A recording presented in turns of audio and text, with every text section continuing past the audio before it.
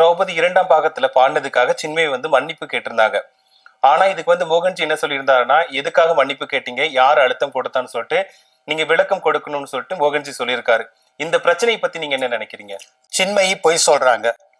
இவ்வளவு பெரிய ஸ்டேட்டஸ்ல இருக்கிற ஒரு பின்னணி பாடகி தன்னை வந்து மியூசிக் டைரக்டர் பாட கூப்பிட்டாருன்னா அது என்ன படம், யார் டைரக்ஷன்றதை கேட்காம இருக்கவே மாட்டாங்க.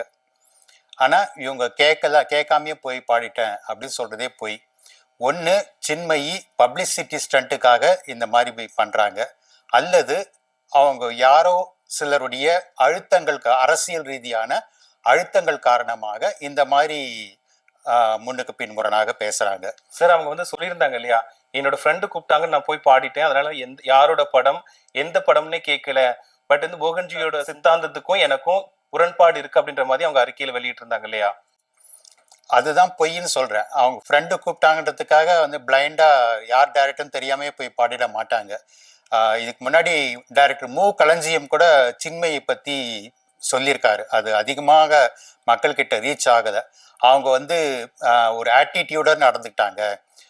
மு களஞ்சியத்தோட படத்தினுடைய பாடலை பாடும்போது ஒரு இளம் இசையமைப்பாளர், அவருக்கு வந்து 20 வயசு என்னமோ தான் இருக்கும்ன்ற அப்படின்றாங்க. அந்த இசையமைப்பாளர் பாட்டுக்கு இவங்க பாடியிருக்கிறாங்க. அவர் வந்து சில கரெக்ஷன்ஸ் சொல்லியிருக்கிறார் இந்த மியூசிக் டைரக்டர். இவங்க வந்து இல்லை நான் பாடினதே கரெக்டாக இருக்கு அப்படின்னு சொல்லிட்டு அந்த மியூசிக் டைரக்டரை அவமானப்படுத்தி படுத்தினதாக மு களஞ்சியம் சொல்லியிருக்கிறாரு.